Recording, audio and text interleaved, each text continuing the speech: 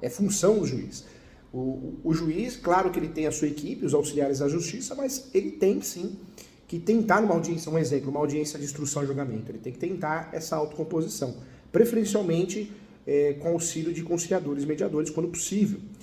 Também é função de direção de juiz dilatar os prazos processuais e também alterar a ordem de produção dos meios de provas, também é uma função do juiz, adequando às necessidades de fato do conflito, de modo a conferir maior efetividade à tutela do direito também. Quando se deparar também com diversas demandas individuais repetitivas, oficiar o Ministério Público. Também é a função do juiz, a Defensoria Pública, na medida do possível, outros legitimados também, para, se for o caso, promover a propositura da ação coletiva respectiva também.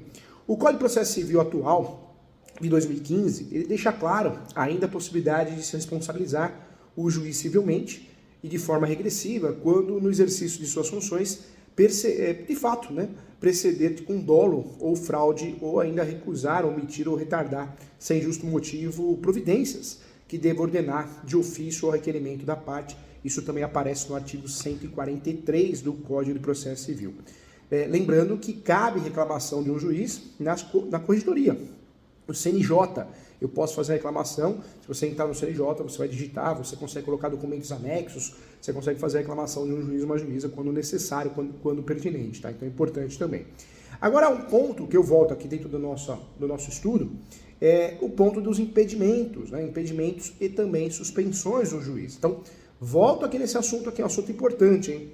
É uma outra forma, é um outro tema importante, e quando nós falamos de impedimento, eu trago para você o artigo 144 e o 145. O 144, há impedimento do juiz, sendo vedado, de fato, exercer suas funções no processo em que interveio como mandatário, de ofício ou como perito, funcionou como membro do Ministério Público ou prestou também depoimento como testemunha.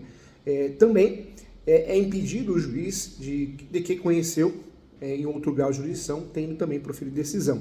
E também quando nele estiver postulando como defensor público, advogado ou membro do Ministério Público, o seu cônjuge, companheiro, companheira, de fato, ou qualquer outro parente consanguíneo afim, em linha reta em linha reta ou colateral, até terceiro grau também. Tá? Então, esse é um ponto importante. Quando for parte do processo, ele próprio, ela própria, seu cônjuge ou companheiro, ou parente também consanguíneo ou afim, em linha reta ou colateral até terceiro grau, inclusive, tá? E aí eu trago para você também, quando for sócio ou membro da direção ou administração de pessoa jurídica, parte do processo, também a causa de impedimento, quando for herdeiro presuntivo, donatário, ou também pregador de qualquer das partes. Também aparece como impedimento também em que figure como parte instituição de ensino com a qual ele tenha relação de emprego ou decorrente do contrato de prestação de serviços também, tá? Então, outro ponto importante. Mais um ponto aqui, em que figure, sim, como parte ciente do escritório de advocacia, se eu tenho um vínculo com clientes, então, se tem clientes, eu tenho um vínculo com o escritório de advocacia de alguma forma, também eu não posso, eu fico aqui impedido também de exercer minha profissão de magistrado ou magistrada, tá? Do seu cônjuge também, essa é a regra do jogo. Companheiro, parente, também consanguíneo ou afim, sempre vamos lembrar em linha reta ou colateral, até terceiro grau, inclusive, menos que o patrocinado por advogado do outro escritório, tudo bem, aí é uma exceção. Também fica impedido quando promover a ação contra a parte ou seu advogado, também o juiz, o magistrado fica impedido também. Isso é o artigo 144, tá? Tem que ler, tem que saber o 144 e o 145. O artigo 145, eu trago para você que a suspensão do juiz, aí estamos falando de suspensão, então preste atenção aqui, tá? O 144, impedimento, 145, suspensão. Então, amigo íntimo ou inimigo de qualquer das partes ou dos seus advogados, também é suspeito, ocorre a suspensão, que receber presentes de pessoas que tiveram de alguma forma interesse na causa, antes ou depois do iniciado o processo também, que aconselhar alguma das partes acerca do objeto da causa ou também subministrar meios para atender às despesas do litígio, também é uma causa de suspensão do juiz, quando qualquer das partes for sua credora ou devedora, de seu cônjuge também, ou companheiro ou companheira, ou de parentes, desde que em linha reta até terceiro grau, inclusive, como já falamos aqui também. E aparece também um interessado no julgamento do processo em favor de qualquer das partes, também, né, merece nossa atenção. Olha só, dentro disso, nós sabemos quais são os impedimentos e as causas de suspensão do juiz, da juíza, do magistrado. Então, importante, 144, 145 são os artigos fundamentais para que a gente possa conhecer de verdade esse assunto, ok? O Ministério Público, ele tem uma atuação interessante no processo civil, no direito civil. Lá no criminal, ele é acusação de fato. Nós guardamos isso nos filmes, nas novelas, mas aqui, na área civil, na advocacia imobiliária, no processo civil, o Ministério Público, na verdade, ele é o fiscal da lei, ele é o fiscal do menor, do índio, do incapaz. Essa é a função do Ministério Público. O Ministério Público, ele atuará na defesa da ordem jurídica, do regime democrático e dos interesses dos direitos sociais individuais indisponíveis, inclusive da família, né, do pátrio poder. Por isso, quando nós fazemos divórcio, separação, nós pedimos a manifestação do MP. A ação de usucapião também é uma ação que nós pedimos a manifestação do MP, apesar de ter discussão se tem que pedir ou não. Eu oriento você pedir para evitar qualquer nulidade. Então, nós temos em diversas ações, temos que pedir a manifestação do MP.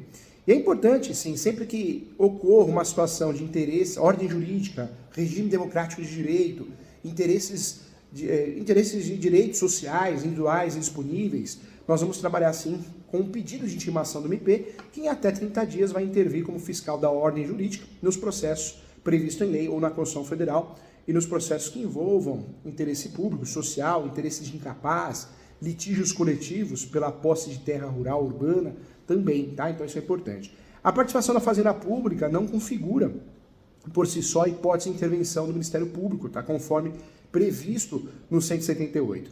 A Fazenda Pública, a União, Estado e Município, são os procuradores, né? Um exemplo do usucapião, vou pedir a manifestação do MP e a manifestação dos entes federativos, União, Estado e Município. Então, uma não faz a vez da outra, são órgãos, vamos chamar de órgãos, né, diferentes. Então, importante isso. O novo Código de Processo Civil, ele alterou substancialmente a antiga regra, né, do 188 do Código de 73, o prazo em dobro para recorrer em qualquer, para recorrer em quádruplo para contestar, tá? 4 vezes maior para contestar, o quádruplo para contestar, prevendo de fato que o Ministério Público gozará do prazo em dobro para se manifestar nos autos e terá início a partir da sua intimação, salvo quando a lei estabelecer de forma expressa prazo próprio. Então nós tivemos uma alteração nesse sentido também, tá bom? Por fim, o 181 do Código de Processo Civil esclarece o quê? Que o membro do Ministério Público será cível e regressivamente responsável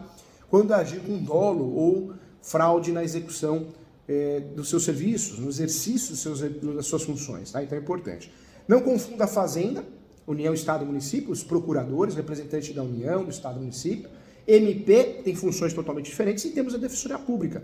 A Defensoria Pública é para advogar para quem não tem condições financeiras, né? Por isso nós brincamos, não tem condições de pagar honorários, então você tem que ir na Defensoria Pública. O advogado não pode ser a Defensoria Pública, porque ele não dá conta, ele não vai resistir, né? Não vai resistir se ele quiser ajudar todo mundo, não pode. Eu faço muito isso, pro bono, pelo menos uma vez, 2 vezes por ano, eu ajudo alguém, mas não dá para fazer sempre, você tem despesa, o advogado tem despesa. A Defensoria Pública ela exerce um papel importante. A Defensoria Pública ela exerce a orientação jurídica, a promoção dos direitos humanos e a defesa dos direitos individuais e coletivos dos necessitados, em todos os graus, né, de forma integral e totalmente gratuita. A Defensoria Pública ela goza também do prazo em dobro para todas as manifestações processuais, regra que também se aplica aos escritórios de prática jurídica das faculdades de direito, reconhecidas na forma da lei também. As entidades que prestam assistência jurídica gratuita, em razão de convênios firmados com a Defensoria Pública, a OAB ela faz muito convênio com a Defensoria Pública, muitos advogados que estão iniciando, eles aceitam, se inscrevem no convênio e eles acabam atuando em convênio, a OAB e a Defensoria Pública, atuando em causas diferentes ramos, né? É uma forma de aprender no começo, depois não compensa.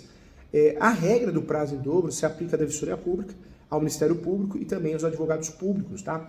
O artigo 187, por sua vez, estabelece que o membro da Defensoria Pública será cível e regressivamente responsável quando agir com dolo ou fração de fato de má fé, né? Um termo utilizado recentemente. Agiu com dolo, em virtude de uma simulação, uma fraude no exercício da sua função, vai responder por isso, tá bom? Legal, agradeço a você Espero você na próxima aula. Um grande abraço.